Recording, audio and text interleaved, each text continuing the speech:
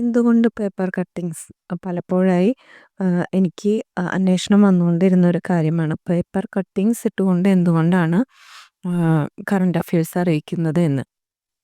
ഒന്നാമത്തെ കാര്യം, നമ്മൾ ഇൻ്റർവ്യൂവിന് പോകുന്നതും PSCക്ക് പഠിക്കുന്നതും രണ്ടും തമ്മിൽ വളരെയധികം വ്യത്യാസമുണ്ട്. PSCക്ക് നമുക്ക് ഒബ്ജക്റ്റീവ് ആയിട്ടുള്ള ക്വസ്റ്റ്യൻസ് മാത്രമേ വരുള്ളൂ. നമ്മൾ ആ പോയിന്റ് മാത്രം പഠിച്ചാൽ മതി. പക്ഷെ ഇൻ്റർവ്യൂവിന് അങ്ങനെയായിരിക്കില്ല. ഒബ്ജക്റ്റീവ് ആയിട്ടുള്ള ക്വസ്റ്റ്യൻസ്, സ്ഥാനങ്ങൾ, വ്യക്തികൾ എന്നിവയെക്കുറിച്ചുള്ളതൊക്കെ ഉണ്ടായിരിക്കാം.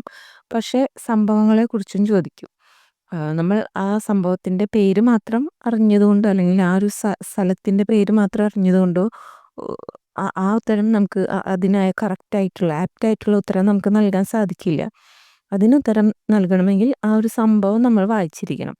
അതുകൊണ്ടാണ് പേപ്പർ കട്ടിങ്സ് ഇൻക്ലൂഡ് ചെയ്തിട്ടുള്ള കറണ്ട് അഫയേഴ്സ് ഇടുന്നത്.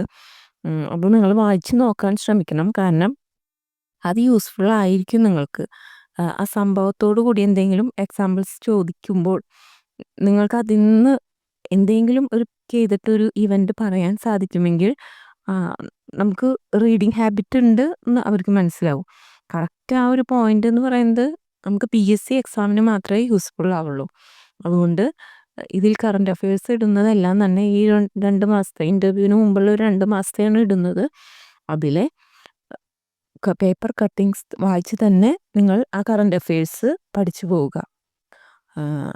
ഇത് നിങ്ങൾക്ക് യൂസ്ഫുൾ ആകുമെന്നാണ് ഞാൻ പ്രതീക്ഷിക്കുന്നത്. എൻ്റെ ഒരു എക്സ്പീരിയൻസിൽ നിന്ന് ഞാൻ ചെയ്യുന്നൊരു കാര്യമാണ്. ഓക്കെ, അതറിയിക്കണം എന്ന് തോന്നി. ഒരുപാട് പേര് കറണ്ട് അഫയേഴ്സിൻ്റെ ക്വസ്റ്റ്യൻ ആൻഡ് ആൻസർ ആ ഒരു പാറ്റേൺ പോരെ എന്നുള്ളൊരു അന്വേഷണം വന്നിരുന്നു. അതുകൊണ്ട് മാത്രം ഞാൻ ആൻസർ തന്നതാണ്. നന്നായി ഒരുങ്ങുക. നല്ലൊരു ഇൻ്റർവ്യൂ നിങ്ങൾക്ക് ഉണ്ടാകട്ടെ എന്ന് ആശംസിക്കുന്നു. നന്ദി.